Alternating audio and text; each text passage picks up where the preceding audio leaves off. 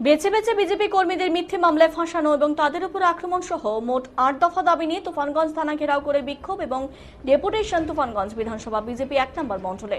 শুক্রবার তুফানগঞ্জ বিধানসভা বিজেপি দলীয় কার্যালয়ের সামনে থেকে বিক্ষোভ মিছিল করে থানা ঘেরাও করে বিজেপি কর্মী সমর্থকরা। যে কোনো অপ্রীতিকর ঘটনা এড়াতে তুফানগঞ্জ থানা গেটে মোতায়েন করা হয় বিশাল পুলিশ বাহিনী।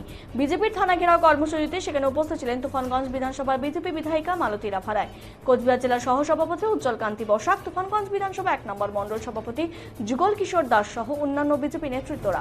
এই বিষয়ে যুগল কিশোর দাস বলেন, ১ নম্বর মণ্ডলের অন্তর্গত ধলপল, নাককাটিগাছ, আন্দোলন, ফুলবাড়ি, বালাভূত এই গ্রাম পঞ্চায়েতগুলোতেই বিজেপি কর্মীদের ওপর তৃণমূল অতর্কিত হামলা চালাচ্ছে এবং বেছে বেছে বিজেপি কর্মীদের মিথ্যে মামলায় ফাঁসানোর চেষ্টা করছে।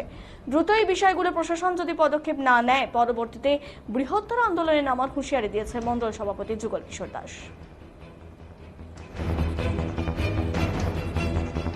এই দাবিতে সমস্ত মানুষ সন্ত্রাসবাদী তৃণমূলের এই বাংলায় আর ঠাঁই নাই। ডেপুটেশন দিলাম। মূলত আমাদের ভারতীয় জনতা পার্টির কার্যকর্তাদের উপর পুলিশ যেভাবে মিথ্যে মামলা দিচ্ছে, সাজানো মামলা, এবং আমরা মামলা করতে আসলে থানা থেকে কোনো রিসিভ কপি দেওয়া হয় না। বিজেপি কর্মীদের মামলা দিয়ে বিভিন্নভাবে হয়রানি করা হচ্ছে।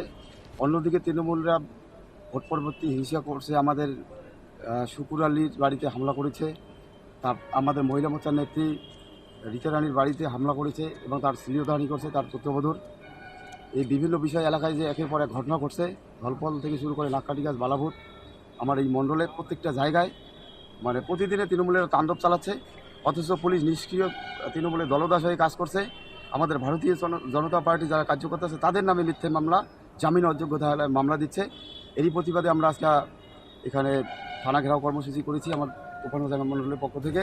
আমরা পুলিশকে এটা বলে দিয়ে আসলাম যে অবিলম্বে বিজেপি কর্মীদের নামে মিথ্যে মামলা বন্ধ করা হোক এবং তৃণমূল দুষ্কৃতী যে মানুষের উপর যে অত্যাচার করছে, মহিলাদের উপর অত্যাচার করছে, সেটা অবিলম্বে বন্ধ করতে হবে, নাহলে আমরা বৃহত্তর আন্দোলনে নামব।